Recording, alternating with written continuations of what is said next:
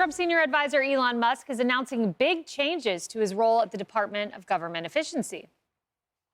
Starting probably in next month, May, my time allocation to DOGE will drop significantly. I'll have to continue doing it for, I think, probably the remainder of the president's term, just to make sure that the waste and fraud that we stop does not come roaring back. But starting next month, I'll be allocating far more of my time to Tesla. And now that the major work of establishing the Department of Government Efficiency is done. DOGE claims it saved American taxpayers $160 billion with a B and counting. And David Marcus says America owes Musk a share of gratitude. He writes this in a Fox News op-ed, quote, "Thank you, Elon Musk, for doing the things that so many said could never be done, for challenging the status quo and tightening the belt of a federal government that had grown obese at the buffet of taxpayer dollars. Now the lunatic left will have to find a new public enemy number one. They won't have Elon Musk to kick around anymore.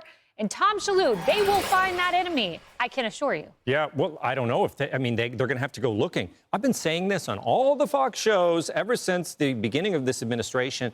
What are they going to do when Elon Musk is gone? They're not going to be able to complain about him anymore. They made him into this super villain. And I would advise Elon Musk, if I could, to really take a complete break. I mean, just be completely gone from the administration, and then they're going to have to find someone new. Obviously, they complain about President Trump, but Elon Musk is just out there he's a private citizen, and he was always supposed to leave after he got the job done. So he can appoint other people to do the cutting, and he's obviously got these DOGE whiz kids that are working on this, so he can go back to doing what he's doing. I mean, I think he's got other things to do. I mean, he's always tweeting.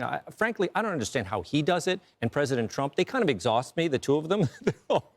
They got their jobs, they got the tweeting. Elon Musk has a company to run while they're, lighting his cars on fire. So God bless the guy. He should get back to private life. Haley, and if you think about this big picture, all Elon Musk ever wanted to do was make sure our kids and grandkids don't pay the bills of those who spent, which are us as a generation.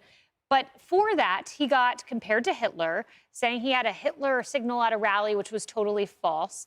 He got death threats. They tried to destroy his company and his life just for trying to save the bills for our future children. Yeah, and I did see that Musk last night on X actually said he's not stepping down full-time from DOGE, but just, quote, reducing time allocation now that DOGE is established, which is pretty standard to how he's run most of his companies as well, so I don't think it should come as a surprise.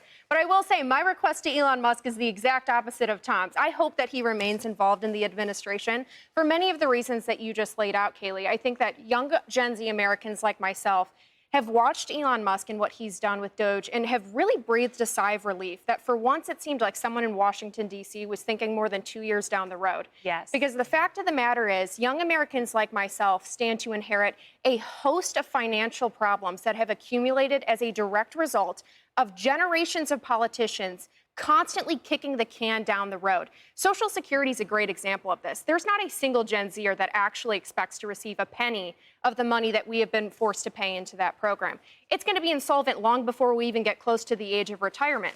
So when Elon Musk was out there talking about making basic reforms and fixes to Social Security, such as removing insolvent beneficiaries who were more than 120 years old, young Americans, myself, were like, yes, obviously you should do that, while everyone else in D.C. was, throwing a fit about it.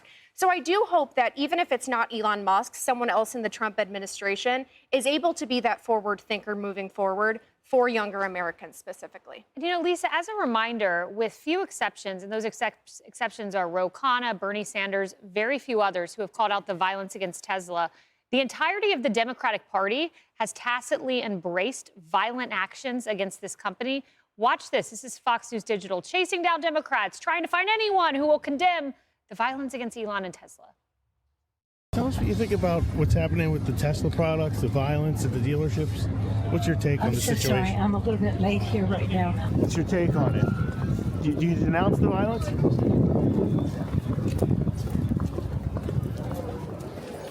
Congresswoman, do you see any connection to you saying you want to take down Musk to the violence that's going on in the streets?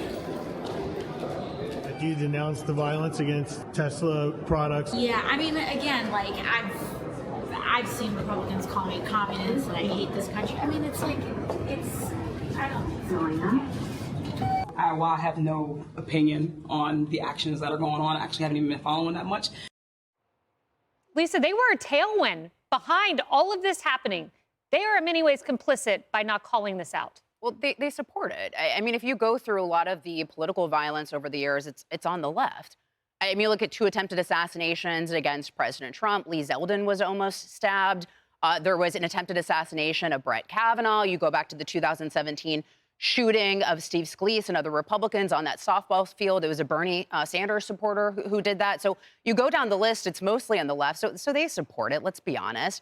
But beyond that, you know, the reports of Tesla's demise are greatly, I've just combined greatly and grossly, exaggerated, if you catch my drift. Yeah. I mean, Tesla is doing fine. If you had invested in 2010, you would have made a whole bunch of money right now. Tesla has been on a roller coaster ride throughout the years. Its stock has been on a roller coaster ride throughout the years. And Elon Musk almost single-handedly saved this country. You can even go back to that media research poll in November of 2020, where they found that disallowing the sharing of the Hunter Biden laptop story shaped the election. That had voters known about that story, they would have voted for President Trump. They would have voted for Joe Biden. So even just saving Twitter saved the country. And also, they can't take a victory lap here. Elon Musk, from the beginning, said he was only going to be around for 130 days because he had this special government employee status. So, you know, no victory lap for you guys on the left. And, you know, Julie, there's a guy who is a Minnesota Department of Human Services employee, so technically he works for Tim Walz out of Minnesota. He was responsible for $20,000 in Tesla damages. They found that. And what's happening, he's getting a diversion agreement, so he's not going to be prosecuted. How's that? We're not even going to prosecute this guy. And here's what the Minnesota police chief said. Any frustration related to the charging decision of the Hennepin County attorney should be directed solely at her office. Our investigators are always frustrated when the cases they poured their hearts into are declined. In my experience, the victims in these cases often feel the same. So now we're just not even going to prosecute people who caused $20,000 in damages. It's absolutely awful. And the fact that the Republicans, first of all, have always been supportive of the police, right? And it's the Democrats that want to kind of strip them down. So here we have hardworking cops that are doing their job, doing these investigations, and then you have these ignorant DAs that are making it impossible for them to make any of these charges stick, which is obviously setting a terrible precedent. I also just want to mention the fact that I'm going to miss Elon Musk being there as often, but I do love what he did, and I do wish that somebody on the Democratic side would acknowledge the amount of money that he actually saved. $160 billion is just the tip of the iceberg, because you know that number is going to go up. He's got a very smart team. That's about $1,000 per taxpayer. And just to give Democrats who are listening an example of how stupid the past administration was, in 2023, the Biden administration spent $300,000 to conduct a study on why minorities like to read Japanese comic books. I mean, that's just one example. You know what I mean? And there's just so much more to be uncovered. So thank God for Elon Musk. Also, you almost have to be as rich as him to lead something like DOGE, because you have nothing to, you're already so rich, right? So, like, you have to be able to. And he took a huge hit. Yeah, I mean, like, his company has lost a lot of money, and yet he's still out there fighting for the American people. That's what we should want. And working for us. Obama wanted a committee to cut government spending. Well, Elon Musk finally did it. And here's the thanks he got. Hey everyone, I'm Emily Campagno. Catch me and my co-hosts Harris Faulkner and Kaylee McEnany on Outnumbered every weekday at 12 p.m. Eastern, or set your DVR. Also, don't forget to subscribe to the Fox News YouTube page for daily highlights.